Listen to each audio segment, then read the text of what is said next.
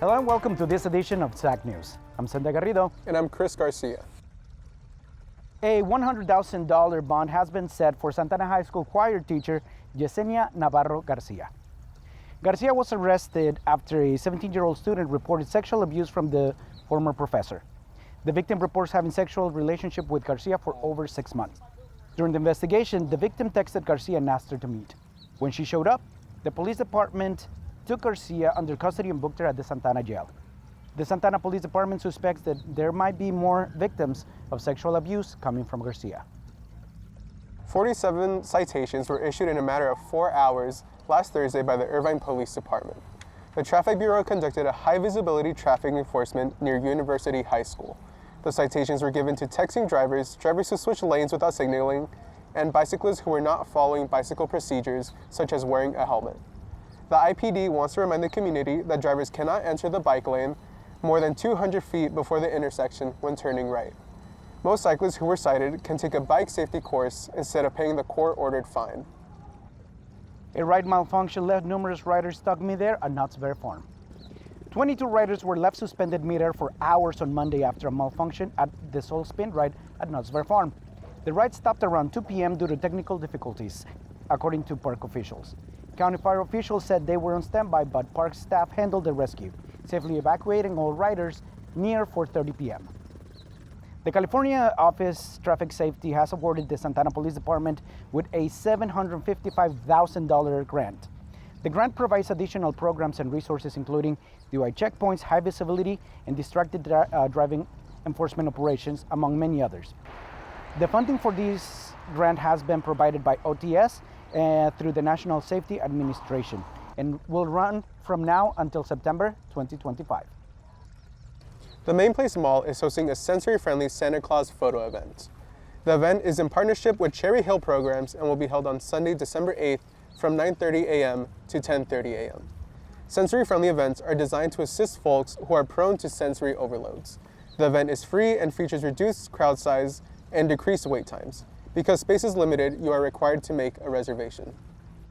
The doors are now open at Santana's Estrella Springs, the new permanent supportive housing development for veterans and others experiencing homelessness. The 89 fully renovated studio apartments, a once underused Budget Inn, now provide support services including case management and health care. The development is a key part of Santana's efforts to combat homelessness, with the city now leading the country in a permanent supportive housing for veterans. City of Orange is holding their annual Christmas tree lighting festival on Sunday, December 8 at Old Town's Orange Plaza. The festival starts at 3:30 p.m. at the famous plaza or circle at the intersection of Chapman Avenue and Glassell Street. This event has many booths to check out, along with lots of activities for kids to enjoy throughout the evening. There is also choir and orchestra. Live entertainment is scheduled to start at 5:15 p.m. Early arrival is suggested. It's that time of the year again, where Dons and Doñas are gearing up for finals.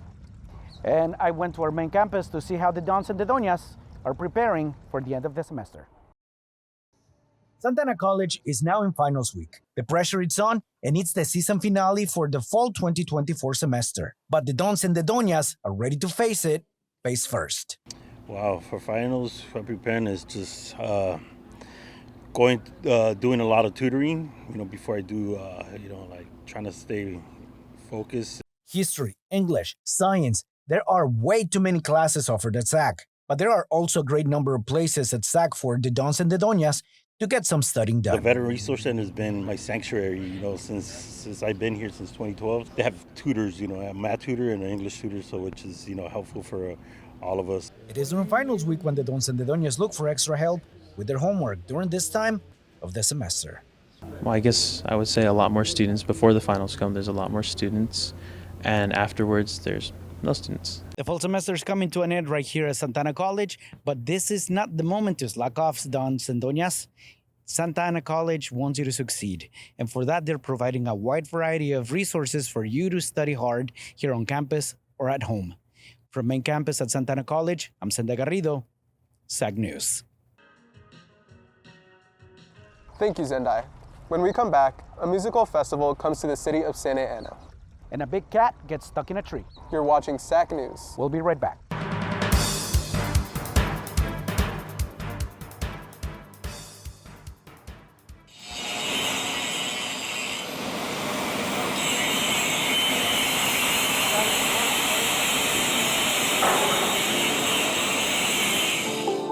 My goal wasn't to have a great program just at Santa Ana College. When I came here, my goal was to have one of the best programs in the country. When you come here, we aren't trying to rush the students through a program. We're actually taking time. We're getting to know the students personally. The first time a student came to me and said, hey, I got a career and I can provide for my family now. You know, that's really what gets me excited about teaching, and my passion that drives it is helping people succeed in life.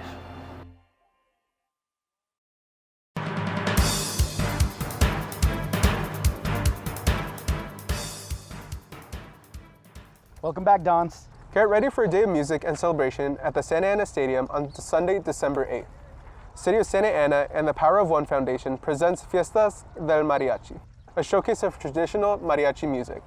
The event starts at 9 a.m. and runs until 3 p.m., and the event is free to attend. It's not the size of a dog in a fight, it's the size of the fight in a dog, says a Dustin family. The family let their dog out in their patio early morning over the weekend when Fido barked at a nearby cat. This feline was no usual tomcat, for it was a California mountain lion who had ventured off into the suburbs of Tustin. When confronted by the dog, the big cat climbed up at a nearby tree and stayed there until authorities arrived to its rescue. The California Department of Fish and Wildlife, Chapter Mission Viejo, and the Orange County Fire Authority sedated the feline and transported it to the Cleveland National Forest, where it was released. The California mountain lions can be dangerous and should never be approached, said authorities via an Instagram post. There's still plenty of time to help some local families make their Christmas a little brighter. OC Fair is hosting their annual Adopt a Family program. 2024 marks the 55th year of this program, where people can go online to sign up to adopt a family that has signed up to receive help from the program. Adoptions run through December 6th. Gift drop-offs are scheduled at the OC Fairgrounds for December 15 from 9 a.m. until 3 p.m. and a second round for December 16 from 8 a.m. until 4 p.m.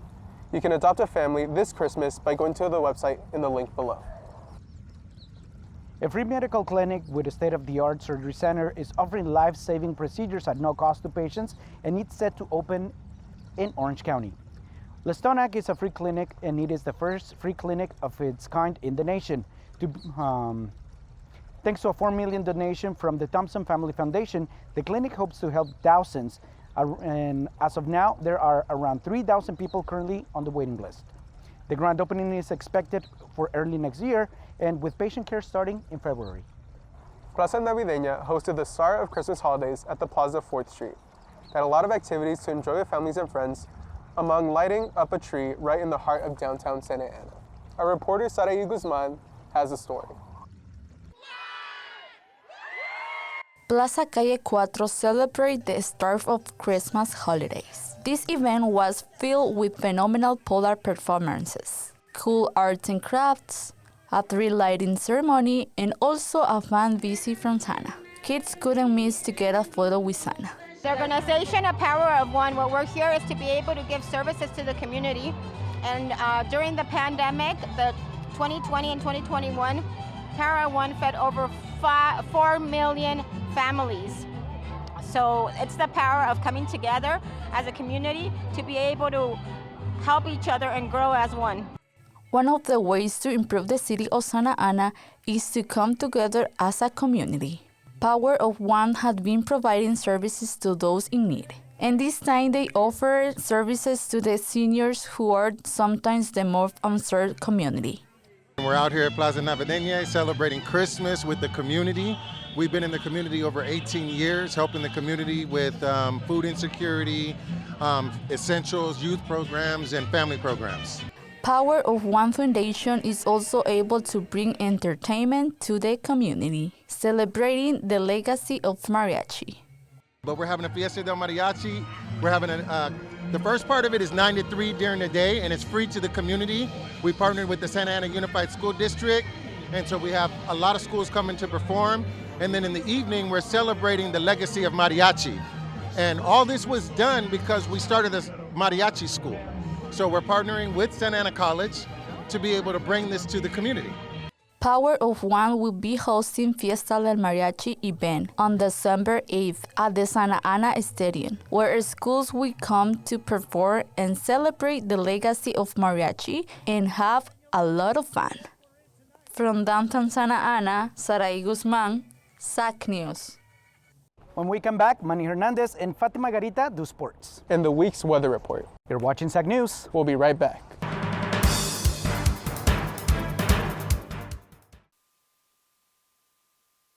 Excuse me, have you applied to the scholarship program? Of course I did. It's free money. Thank you. How about you? Have you applied for the scholarship program? Yeah, I actually just made my friends apply. That's good, thank you. Excuse me, have you applied for the scholarship program? No, I haven't. Why not? I don't know how to. Well, let's change that. The Scholarship Foundation offers help to all SAC students, such as providing writing workshops to help students with the writing portion of the application. I need a letter of recommendation? Hey, don't let the letter of recommendation hold you back. A letter of recommendation can come from a professor or even a counselor. You shouldn't be afraid to ask for their help.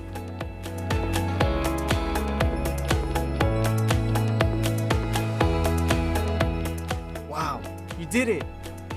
Apply today.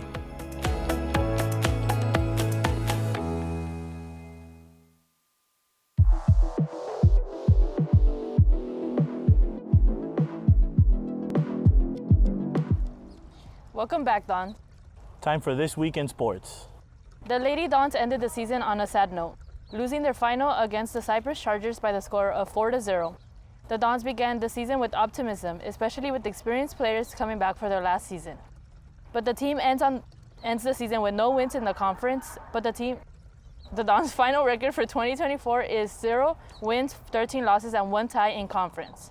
And overall, their record was 1 win, 15 losses, 3 ties. SAC will be hoping for a better result next spring. Santa Ana men's basketball team has gotten off to an interesting start this fall. They started this season off with 3 wins by an average of 15 points your Dons can score. But tight contests have been another story. The Dons have also lost 3 games by 4 points or less. That leaves the Dons with a record at even 3 dominating wins and 3 close losses. The Dons have been making an impact on the team's stats board, placing 6th in scoring in California and 2nd in offensive rebounds per game in the state. The season is young. Dons have 20 more games left, or 3/4 of the season, to find a way to win their close battles. They come home for 5 games over the next 3 weeks after finishing a 5-game road trip. SAC men's football played their last game of the season on Saturday. The Dons were looking to continue their 3-game winning streak, while College of the Desert was coming off a tough loss against West LA 52-35. Dons got off to a really bad start, trailing at halftime by a score of 24-7. Things went from bad to worse. Dons held scoreless in the second half. Desert's Roadrunners tackled on 10 points and easily defeated the Dons 34-7. Successful season for your Dons, despite the disappointing finish, ending up with a 7 wins, 3 losses overall record. SAC men's soccer team took to the pitch in their last conference match on Friday. The Dons were looking to add another win to their 7 wins, 3 ties, 3 losses record, while the Cypress Chargers won their last match against Santiago Canyon 1-0. Let's take it to the campus of Santa Ana College. Cypress scored first, netting a goal in the first 13 minutes into the first half. But before the first half ended, Dons were able to tie the game thanks to a header by Alejandro Oropesa. Dons picked it up in the second half, dominating Cypress the rest of the way. The home team scored 3 unanswered goals that would give them a 4-1 victory. Dons secured their playoff spot with the win over Cypress and faced Cypress again on the road in the first round of the 3C 2A playoffs. And bad news to report on those playoffs. Dons tied the game 2-2 against Cypress, but ended up losing on penalties 4-2.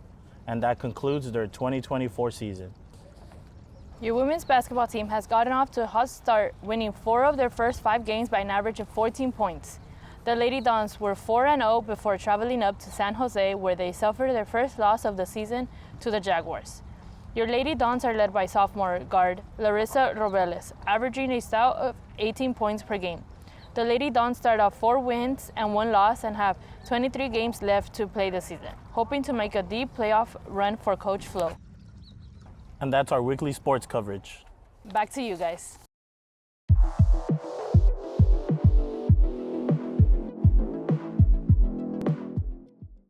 That's it for this edition of SAC News. This was our traditional end of the semester show right here at Main Campus. Be sure to follow us on social media and watch previous episodes of SAC News on our YouTube channel.